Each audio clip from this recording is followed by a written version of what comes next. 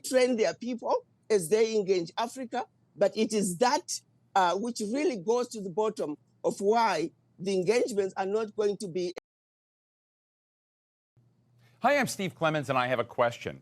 Can President Biden convince African leaders that America is a better partner than China? Let's get to the bottom line.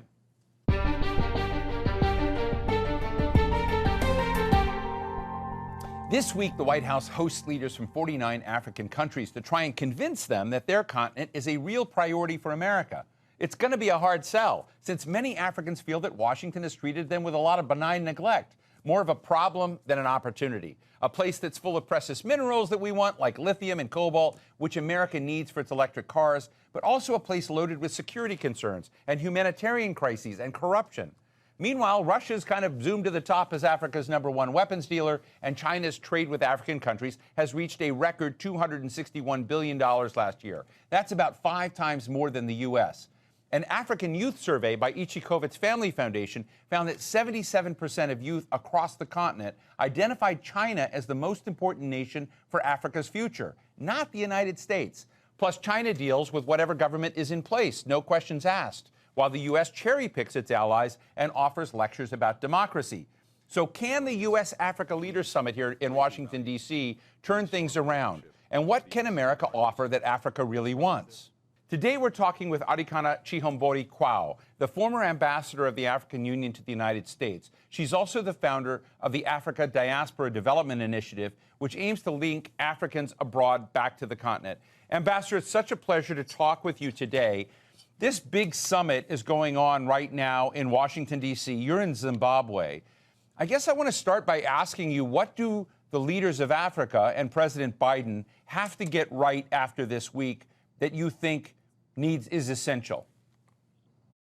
Meet Kena Health, the app that makes it easy to chat to a doctor, nurse, or mental health. Thank you for having me. This is a very important summit. It's a conversation between the continent and the United States, a conversation that is desperately needed, particularly at this time in our history and in our life.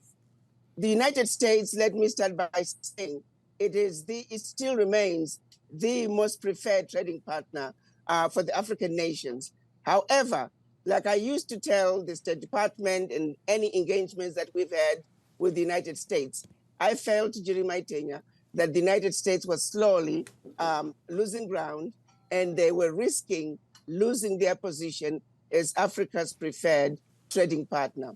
So this is a very important meeting that I hope that if the United States, like I used to tell my colleagues, I felt that the United States, if this was a basketball game, the United States needed to call for timeout.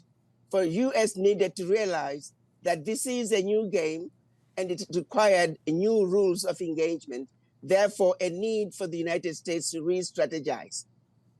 I'm hoping that for a change, this meeting, the United States can begin to realize it's no longer business as usual.